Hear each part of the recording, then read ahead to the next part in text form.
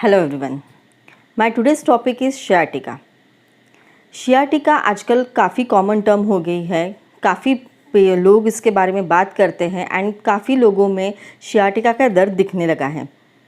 Sciatica actually एक symptom है, ये कोई डायग्नोसिस या फिर डिसीज़ नहीं है। आज की इस वीडियो में मैं आपको बताऊंगी कि शियाटिका का दर्द आपको क्यों होता है, उसके सिम्टम्स क्या रहते हैं और उसके प्रिवेंशन के लिए आप क्या कर सकते हैं और उसके ट्रीटमेंट के लिए क्या कर सकते हैं। तो आज की इस वीडियो में मेरे साथ आप बने रहिए।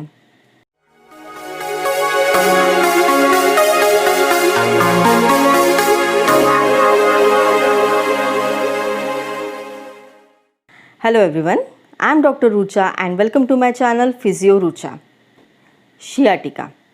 शियाटिका एक सिम्टम है जो आपके शियाटिक नर्व के कंप्रेशन या फिर उस अंडरलाइन इंजरी के वजह से होता है। शियाटिक नर्व आपके बॉडी की सबसे लंबी नर्व रहती है and it is one of the most important nerve. It has a direct effect on your ability to control and feel your leg.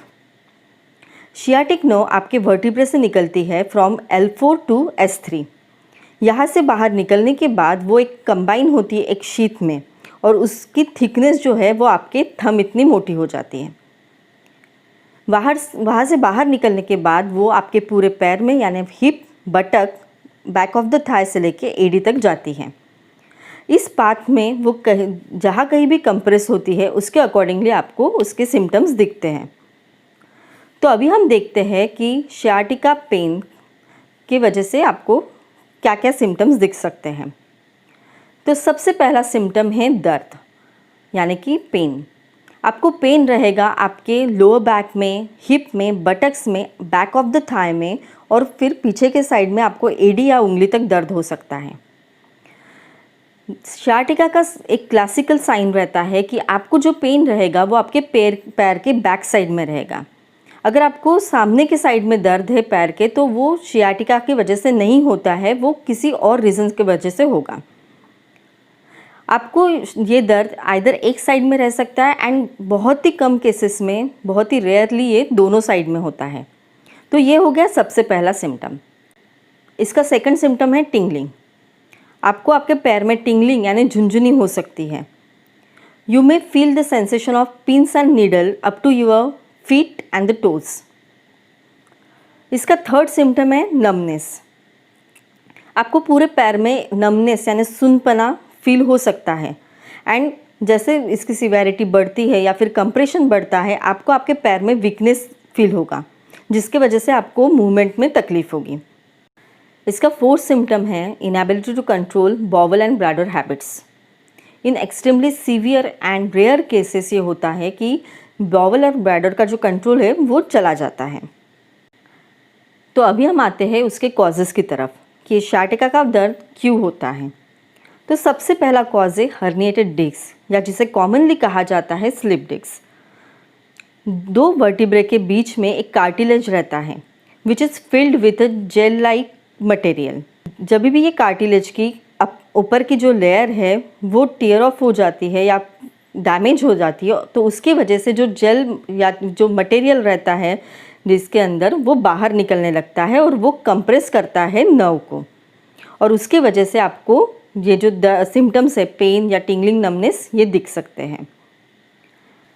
Second इसका कॉज है degeneration, may be because of the age. जो vertebral bone होते हैं उनका degeneration होना start हो जाता है और उसकी वजह से एबनॉर्मल बोन ग्रोथ होती है जिसे कहा जाता है बोन स्पर या फिर ऑस्टियोफाइट्स और ये इम्पिच करते हैं, इरिटेट या कंप्रेस करते हैं आपके शियाटिक नर्व को। इसका थर्ड कॉज है lumbar canal stenosis. Generally vertebra जो रहते हैं वहाँ पे एक कैनल रहती है जहाँ से स्पाइनल कॉर्ड पास होते हैं। वो कैनल अगर ये जो बोनी स्पर है या फिर डिजनरेटिव चेंजेस है या हर्निएटेड डिस्क है, इस सब के वजह से अगर वो कैनल की जो डायमीटर है वो अगर कम हो जाता है तो उसके वजह से भी आपकी जो नर्व है वो कंप्रेस होती है। इसका फोर्थ कॉज है स्पॉन्डिलोलिस्थेसिस। इसमें आपका जो एक वर्टिब्रा रहता है वो आगे चला जाता है दूसरे वर्टिब्रा से और उसके वजह से जो स्पेस रहती है वो कम होती है और जो नर्व है वो कंप्रेस होने लगती है। इसका 5th कॉज है स्पाइनल ट्यूमर। ये बहुत ही रेयर होता है कि अगर स्पाइन के ऊपर ट्यूमर आ जाए और उसके वजह से वो ट्यूमर कंप्रेस करता है आप नर्व को। इसका 6th कॉज है pregnancy. Because of the growing uterus या फीटस, आप जो लंबर स्पाइन रहती है उसके ऊपर प्रेशर आने लगता है और वो नर्व जो रहती है वो कंप्रेस होती है, और उसके वजह से भी प्रेग्नेंट लेडीज़ में बहुत ज़्यादा उनको पेन होता है पैरों में, या फिर टिंगलिंग या नमनेस दिख सकता है। इसका 7th कॉज है पायरिफॉर्मिस सिंड्रोम। अभी तक जितने भी मैंने आपको कॉजेज़ बताए हैं वो बोन रिलेटेड हैं, बट ये पायरिफॉर्मिस सिंड्रोम ये मसल के वजह से होता है। पायरिफॉर्मिस मसल ये वी शेप की मसल रहती है और उसके बीच में से आपकी जो शायटिक नर्व रहती है वो निकलती है। Because of the over use और कुछ इंजरी की वजह से ये जो मसल रहती है अगर स्पाज़म में चली जाए या फिर टाइट हो जाए तो उसके वजह से वो मसल आपके नर्व को इम्पिच करती है या कंप्रेस करती है, और उसके वजह से भी आपको टिंगलिंग नमनेस जैसे सिम्टम्स दिख सकते हैं। इसका 8th कॉज है डायरेक्ट ट्रॉमा। अगर आप कभी गिरते हैं या फिर डायरेक्ट वहाँ पे कुछ जर्क लगता है या कि कुछ आप हेवी एकदम कुछ उठा लेते हैं तो उसके वजह से भी आपकी नर्व ये कंप्रेस हो सकती है और आपको ये सिम्टम्स दिख सकते हैं। तो अभी हम देखते हैं कि शियाटिका के रिस्क फैक्टर क्या होते हैं जिसके वजह से वो और ज़्यादा बढ़ता है। तो सबसे पहले है एज। जैसे जैसे आपकी एज बढ़ती है डिजनरेशन होता है और उसके वजह से आपको शियाटिका का दर्द हो सकता है। सेकंड है ओबेसिटी। आपका जो एक्सेसिव वेट रहता है वो आपके स्पाइन के ऊपर प्रेशर देता है और उसके वजह से भी आपकी जो नर्व है वो कंप्रेस हो सकती है। इसका 3rd, सर्टन ऑक्यूपेशंस जिसमें आपको बहुत देर तक एक जगह पे बैठना रहता है या फिर आपको कुछ हेवी चीज़ें उठानी रहती है या फिर आपको बहुत ज़्यादा ट्विस्ट एंड टर्न्स करने पड़ते हैं, तो ऐसे भी ऑक्यूपेशंस की वजह से आपकी जो नर्व है वो कंप्रेस हो सकती है। इसका 4th रिस्क फैक्टर है डायबिटीज़। डायबिटीज़ इंक्रीज़ करता है आपके नर्व डैमेज के चांसेस को और उसके वजह से शायटिका का दर्द हो सकता है। 5th रिस्क फैक्टर है स्मोकिंग।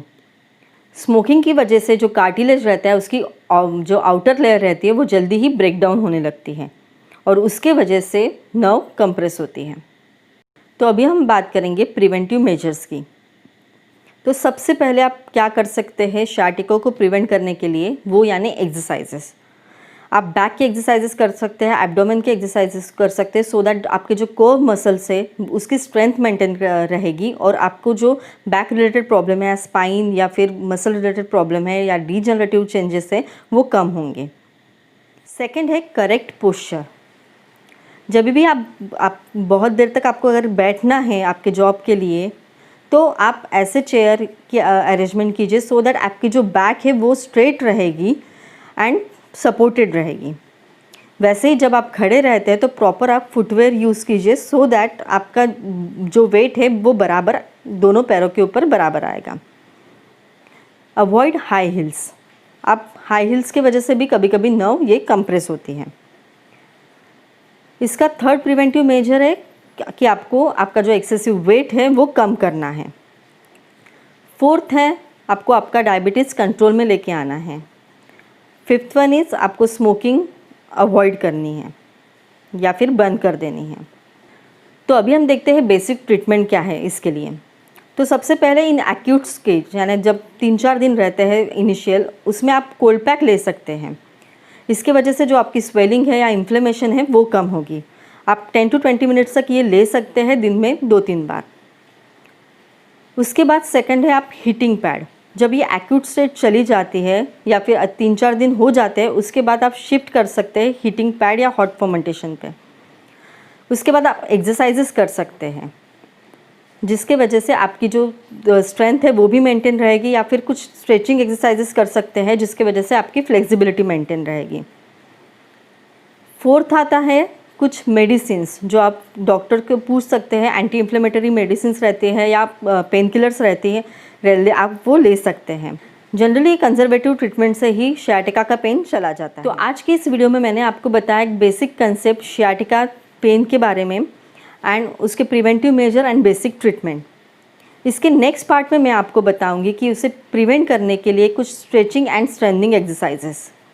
अगर आज का ये वीडियो आपको पसंद आया है तो please like and share this video, and अगर आपने ये चैनल सब्सक्राइब नहीं किया है तो please subscribe my channel and hit the bell icon to get the notification. Thank you for watching.